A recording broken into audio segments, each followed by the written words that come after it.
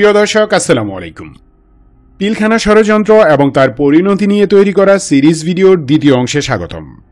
যারা প্রথম পর্ব দেখেননি তারা ডেসক্রিপশনে দেওয়া ভিডিও লিঙ্ক থেকে দেখে আসতে পারেন, তাহলে বুঝতে সুবিধা হবে। আমাদের স্বাধীনতা যুদ্ধে ৫৫ জন সেনা অফিসার ৯ মাসে শহীদ হয়েছিলেন, আর পিলখানায় মাত্র ৩ ঘন্টায় দেশের শত্রুরা ৫৭ জন চৌকর সেনা অফিসারকে শহীদ করে। এই ভিডিওতে যা দেখছেন তা বিডিআর সপ্তাহে সেই বিভীষিকার প্রত্যক্ষদর্শী এবং সেনাবাহিনীর তৈরি করা তদন্ত রিপোর্ট অনুযায়ী বলা। এখানে এক বিন্দু মিথ্যে নেই, এবং এখানে যা বলেছি তা অন্য কোথাও একসাথে পাবেন না।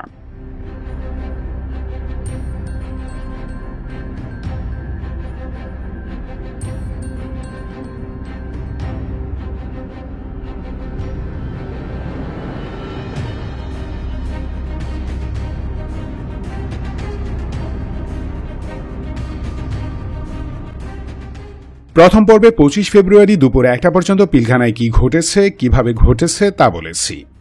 দুপুর ১টার পর থেকে কি নাটকীয়তা ছিল সেখানে এই পর্বে তা বলবো।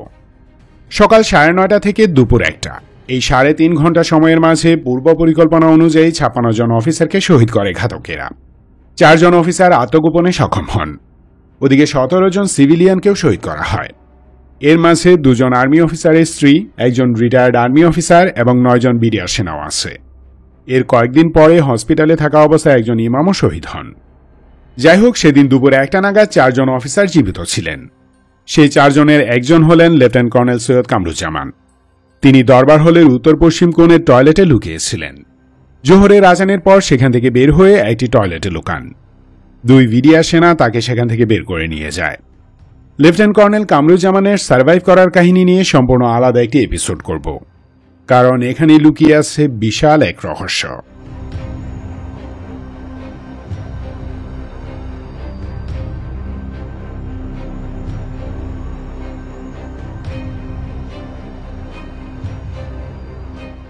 ওদিকে দরবার হলের পিছনে পূর্ব দিকে ডেকচি রাখার স্থানে কর্নেল আফতাব ও মেজর ইকবাল এবং ড্রেনের ভিতর মেজর মনির লুকিয়ে আছেন। এর মাঝে কয়েকবার সিপাহীদের কয়েকটি দল এদিকে এসে সার্চ করে গিয়েছে।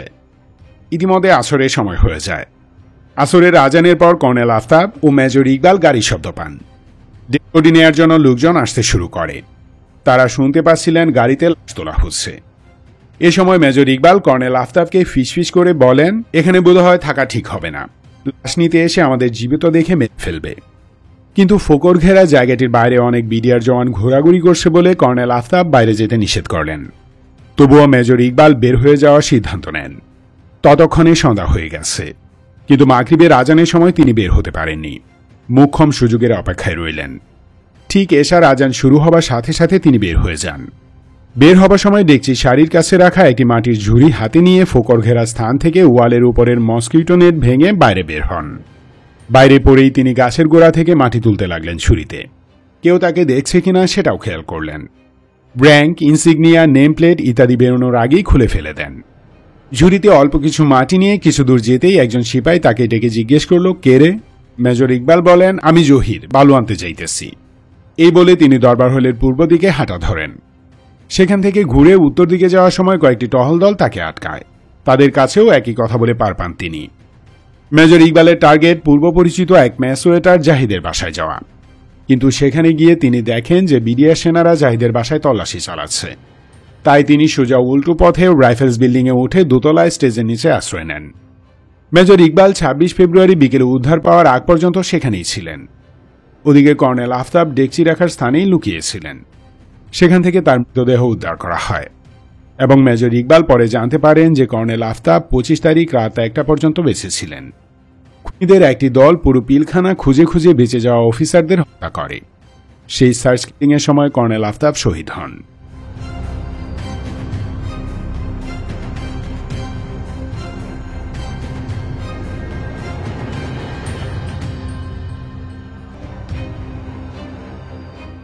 অন্যদিকে মেজর মনির তখনও ড্রেনের ভিতর লুকিয়ে আছেন। তিনি সন্ধ্যার পূর্বে গাড়ির শব্দ পান এবং বুঝতে পারেন যে সৈনিকেরা এসে মৃতদেহ নিয়ে যাচ্ছে। দুপুরবেলায় রাজশাহী সেক্টর কমান্ডার কর্নেল এমদাদকে শহীদ করে তার লাশ ড্রেনের পাশেই ফেলে রেখে যায়।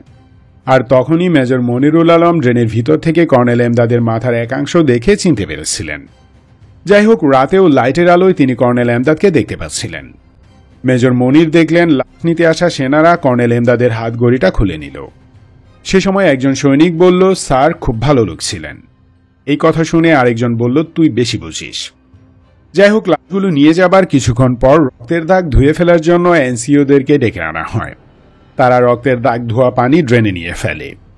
তারা চলে যাবার বেশ খানিকটা পর আরও কিছু সিপাই এসে দেখে রক্তের দাগ পুরোপুরি যায়নি। তারা অসন্তোষ প্রকাশ করে এবং এনসিওদের আবার ডেকে নিয়ে এসে ভালোভাবে পরিষ্কার করায়। হত্যা করার দৃশ্য যেমন দেখেছেন তেমনি লাশ তুলে নেয়া, রক্তের দাগ পরিষ্কার করা সবই দেখলেন মেজর মনির। ড্রেনের মাঝে চূড়ান্ত দুর্গন্ধ এবং বাজে অবস্থায় খিঁচ মেরে শুয়ে রইলেন বাঁচার আশায়। পালানোর সুবিধাজনক সময়ের অপেক্ষায় একই ড্রেনের ভিতর মধ্যরাত পর্যন্ত অপেক্ষা করলেন তিনি। আনুমানিক রাত 12টার পর আশেপাশে কেউ নেই আন্দাজ করে মেজর মনির ড্রেন থেকে বাইরে বেরিয়ে আসেন। সাবধানে দরবার হলের কাছে এসে উপরে উঠে যান। স্থান পরিবর্তনের সময় তিনি কোনো লাশ দেখতে পাননি। ছাদে উঠে পানির ট্যাঙ্ক, এসির মেশিনারি ইত্যাদির আড়াল নিয়ে দরবার হলের ফলস সিলিংয়ের ভিতরে ঢোকার রাস্তা পেয়ে যান তিনি। নিঃশব্দে সেখানে ঢুকে সিলিংয়ে স্টিল অ্যাঙ্গেলে স্থির হয়ে বসে থাকেন। লুকানোর পুরোটা সময় এবং এত দূর আসার জন্য তিনি প্রচণ্ড মানসিক শক্তি ব্যয় করেন। সকল সামরিক প্রশিক্ষণ এবং মনোবল কাজে লাগান।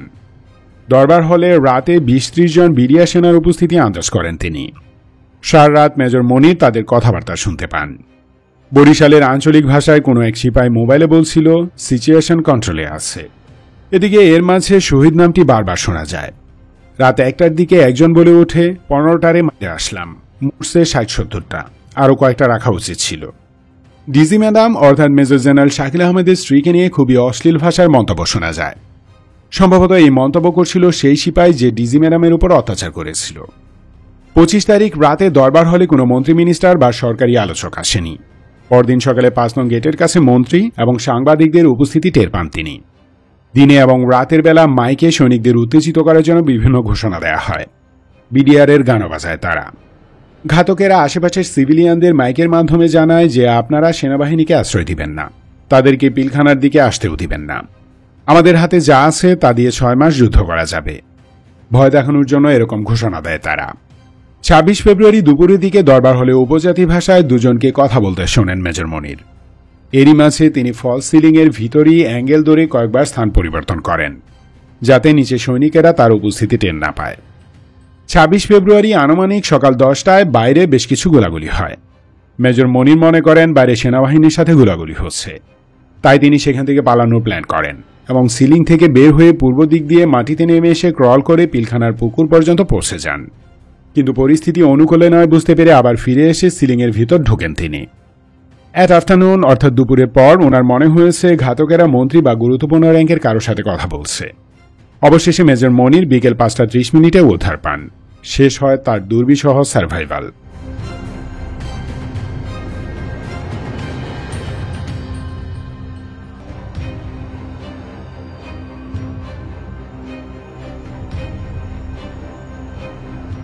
এর পরের এপিসোড হবে লেফটেন্যান্ট কর্নেল সৈয়দ কামরুজ্জামানের বেঁচে যাওয়া কাহিনী নিয়ে।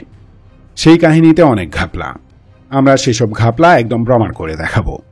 পাশাপাশি পিলখানা ষড়যন্ত্রের পিছনে কারা কিভাবে ছিল সেটা স্পষ্ট করে দেখাবো আরেক এপিসোডে। আমরা আশা করছি আপনারা আমাদের এই সিরিজটি বেশি দেখবেন এবং শেয়ার করবেন।